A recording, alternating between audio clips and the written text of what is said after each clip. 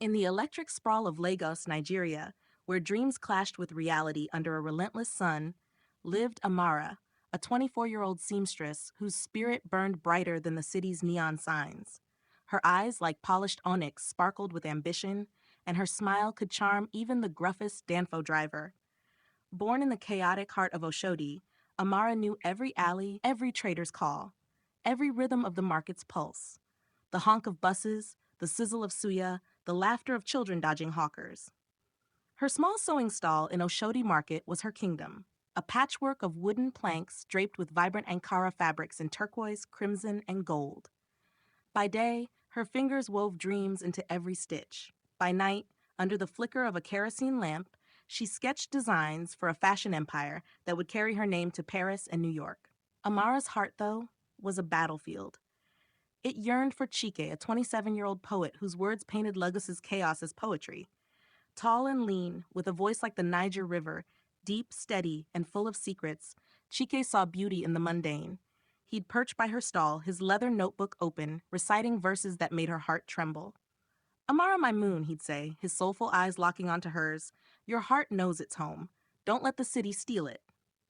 She'd laugh, brushing him off. Chike, love won't buy me a shop on Victoria Island. Dreams need money, not metaphors. Yet her heart fluttered when he smiled, ached when he left, a quiet voice she silenced with visions of fame. Amara's mother, Mama Nkechi, 50, sold peppers and tomatoes 3 stalls down, her hands stained red from years of grinding. She saw the spark between Amara and Chike. That boy loves you, she'd warn, her voice heavy with wisdom. Don't chase shadows and lose what's real. Amara's younger brother, Tunde, 16, a wiry Danfo conductor with dreams of his own, idolized her hustle. Sis, you'll be bigger than Gucci, he'd cheer, dodging her playful swats. But Amara's ambition drowned out their voices.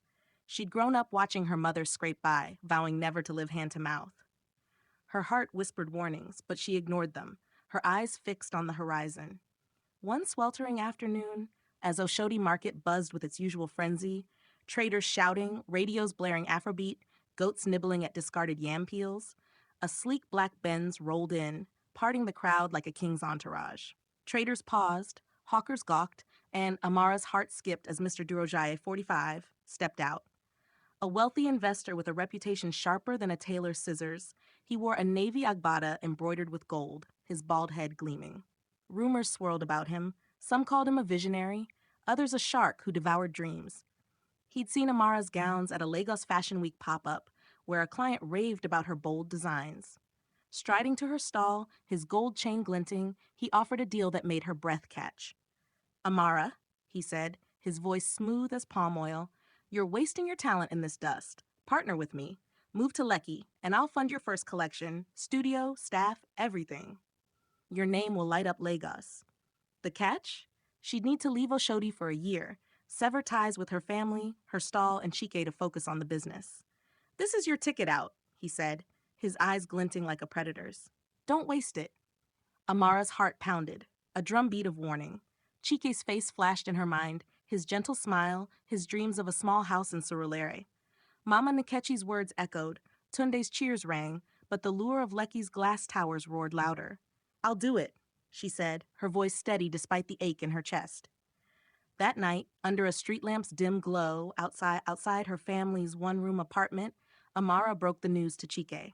The air was thick with the scent of rain and roasted corn from a nearby vendor. Chike's face crumpled, his poet's heart cracking. Amara, he whispered, his voice raw, your heart is screaming.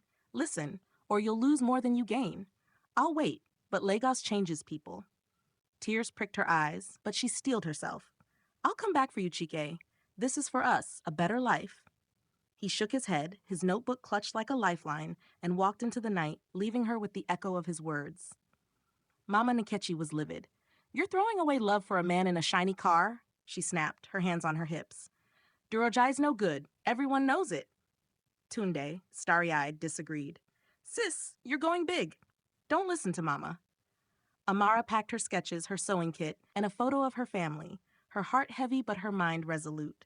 She hugged Mama Nkechi, who wept silently, and Tunde, who promised to visit. Boarding a bus to Lekki, she watched Oshodi fade, the city's skyline looming like a promise. Lekki was a different universe. glass high-rises, air-conditioned malls, and women in stilettos who smelled of Chanel. Amara's new life glittered, a sleek studio in a tower, a team calling her Madam Designer, and Durojaye's promises of global fame. Her first collection, bold Ankara gowns with modern cuts, debuted at a Lagos gala, earning rave reviews. Blogs dubbed her Lagos's rising star, her Instagram swelled with followers, and she sipped champagne at rooftop parties, her name whispered in elite circles. Yet her heart grew heavier. She missed Chike's laughter, the chaos of Oshodi, the warmth of Mama Nkechi's jollof rice. She'd call Chike, but his voice was distant, his words clipped. "You've changed, Amara," he'd say, and she'd hang up, guilt clawing at her. Durojaye's charm began to crack. He demanded control, her designs, her schedule, her life. "Stick to traditional patterns," he'd bark when she pitched avant-garde ideas. "You're my investment, not an artist." Late-night meetings at his mansion felt like traps, his smiles laced with menace. Rumors swirled. Durojaye was using her brand to launder money, her success a front for his deals. Amara's heart screamed louder, a frantic rhythm she'd ignored too long. She was trapped, her dreams twisting into a gilded cage. One rainy evening, desperate for air, Amara slipped into a dimly lit bar in Yaba, where artists and dreamers gathered. On a small stage, lit by a flickering bulb, was Chike, reciting poetry to a rapt crowd. His words sliced through her. She chased the stars, but lost her moon, ignored her heart, now pays the tune. Tears streamed down her face, her heart breaking anew. She waited for him after, drenched and trembling, but his eyes were cold. "You chose, Amara," he said, his voice hollow. "I begged you to listen. Now it's too late." He walked away, his silhouette swallowed by the rain, leaving her shattered. The next morning, Amara confronted Durojaye in his opulent office, her voice shaking but resolute. "I'm done," she said. He laughed, sliding a contract across his desk, papers she'd signed in her ambition-fueled haze, binding her to him for years. "You're mine, Amara," he sneered. "Run and I'll ruin you." Her world collapsed. Blogs turned vicious, labeling her a fraud tied to Durojaye's scandals. Mama Nkechi stopped answering her calls, ashamed. Tunde sent one text. "You messed up, sis." Alone in her Lekki penthouse, Amara stared at the city that had seduced her, her heart a hollow drum. Months later, a mysterious fire gutted Durojaye's office, destroying her designs, his records, and his empire. Some whispered arson, others an accident. Durojaye vanished, and Amara was free, but at what cost? She returned to Oshodi, a ghost of herself, her fingers too unsteady to sew. Her stall was gone, rented to another. Mama Nkechi welcomed her back, but her eyes held pity. Tunde, hardened by the streets, barely spoke to her. Chike was gone, his poetry now famous in Abuja, his name on literary blogs. Amara scoured X for traces of him, finding posts of his readings, his smile a dagger in her chest. Months turned into a year. Amara drifted like a shadow through Oshodi's noisy streets, stitching cheap repairs for market women who barely recognized the girl who once dared to conquer Paris and New York. Whispers followed her. "That's Amara, the one who flew too close to the sun." Still, her spirit, though battered, was not broken. Not entirely. One evening, as the harmattan winds coated Lagos in dusty gold, Mama Nkechi placed a hand-stitched parcel on Amara's sewing table. Inside was Amara's very first sketchbook, dog-eared, ink-smudged dreams from a time when hope still glittered in her eyes. "I kept it," Mama Nkechi said quietly. "Your dreams are still yours, my daughter. They only need mending, not discarding." Tears blurred Amara's vision. For the first time in months, a tiny ember of hope sparked in her chest. Driven by something deeper now, not fame but purpose, Amara began stitching again, not for Instagram likes or magazine spreads, but for the people around her. She crafted simple, beautiful clothes for street vendors, school children, and church choirs, charging little, sometimes nothing at all. Word spread fast. "That Amara girl," they whispered. Her hands weave magic, and now she's one of us again. One Saturday afternoon, while adjusting a bride's wedding gown under a faded umbrella, a black SUV pulled up. Amara's stomach dropped. Memories of Durojaye's car haunted her dreams. But it wasn't Durojaye. Out stepped Ifeoma Adeyemi, 35, one of Lagos's top fashion editors for West Africa Style, known for spotting raw, authentic talent. "I heard about you," Ifeoma said, surveying Amara's humble workspace. "Not the scandal, the sewing, the heart." She paused, smiling warmly. "We're launching a campaign, Fashion from the Roots, highlighting local designers who stayed true. I want you." Amara blinked, stunned. But I'm nobody now. Exactly why you're perfect, Ifeoma said, handing her a business card. The city broke you, but you stitched yourself back together. That's real fashion. Amara prepared for the campaign shoot, battling self-doubt a fresh storm hit. Durojai's henchmen emerged from the shadows, demanding a cut of her newfound opportunity, threatening to resurface old scandals. Terrified, Amara turned to Mama Nkechi and Tunde. This time, they didn't just scold or sulk. This time, they fought for her. Tunde rallied his Danfo driver friends, while Mama Nkechi summoned traders and neighbors whose clothes Amara had mended, who owed her kindness.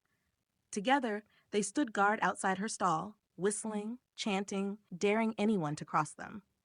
Durojai's thugs, seeing the fierce wall of Oshodi's people, retreated into the smoke and dust of the market. Amara wept into her mother's arms. She had lost a city once, but found a village in its place. Don't forget to subscribe, like, comment, and follow for more captivating African stories and unforgettable village tales. Your support helps us bring more exciting content to life. Join the journey today. On the night of the Fashion from the Roots Gala, held at Freedom Park under a sky full of stars, Amara unveiled her new collection, Omo Oshodi, a breathtaking blend of Ankara, denim, and everyday Lagos grit stitched into elegance. As cameras flashed and music throbbed, Amara spotted a familiar face in the crowd. Older, wiser, but still the man whose poems had once made her heart dance. He didn't say a word at first, just pressed a small leather-bound notebook into her hand, their old dream journal filled with poems and sketches they once shared. Inside, a fresh poem was scribbled. Some dreams break, some dreams bend, but the truest dreams find their way home again. Amara's throat tightened, tears blurred her vision, but this time they were tears of hope, not regret. She smiled a true, dazzling smile and mouthed through the music, "Thank you." They didn't rush into anything, not yet. They knew better now. But standing there under Lagos's star-smeared sky, Amara realized something powerful. She hadn't lost everything. She had found herself, and this time she would listen to her heart, always.